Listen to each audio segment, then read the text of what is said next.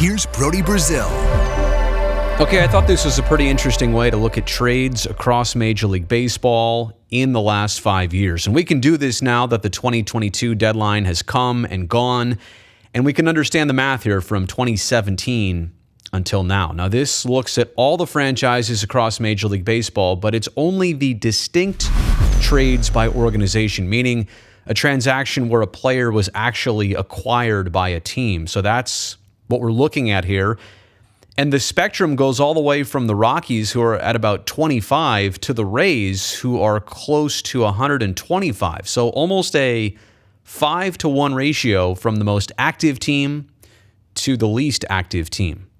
But the other obvious thing to glance at right away is success or lack of it. Like, look at the successful teams. Are they more on the trade-heavy side, or are they on the less active side? And there's a little bit of both. There's Houston with only about 35 deals. Obviously, they had spent 5 to 7 years prior to 2017 building, stocking up, so maybe that's why they were less active. But the Chicago White Sox are there, pretty successful team. The Oakland A's won 97 games, or the equivalent of it, for 3 straight years. They're on the lesser half, if we're splitting this right down the middle. They're on the side of fewer transactions. And then look at the very top. I mean, obviously, Tampa's had a lot of success to get to a World Series in this span. The Yankees are right there. So are the Jays and the Dodgers. They're at the most active side of this.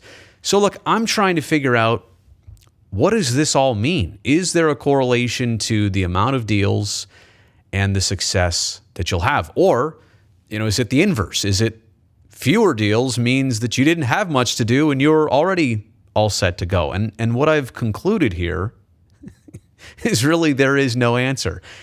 It might paint a picture of where an organization is at.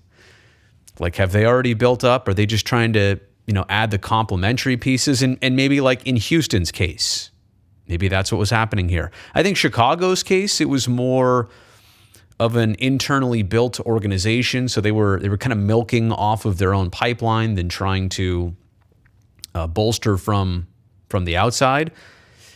Clearly, look at the Padres, now one of the biggest spenders in baseball, but they're just barely on the top half of the middle there. So really, rhyme or reason, I'm just having a hard time finding any. But I wanted to share this with you, and I want to know what you think. Is it better to be a team that makes a lot of trades or fewer trades?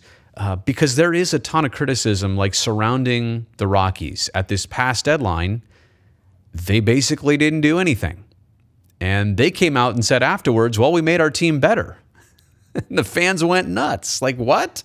How's that even possible? You didn't do anything. And you can clearly see they kind of have a history of that. They are far and away the least active trading team. And the Rays are far and away the most active trade team. The Mariners right next to them made a lot of deals, and I think they've positioned themselves well right now. So the next 5 years, it would probably show you that Seattle will do far less moves. I would think. I don't know. I would think. But let me know what you think about all this. Is there a reason that a team would be on one side or the other and have success or not? Does any of that match up? Let me know what you think in the comments section below.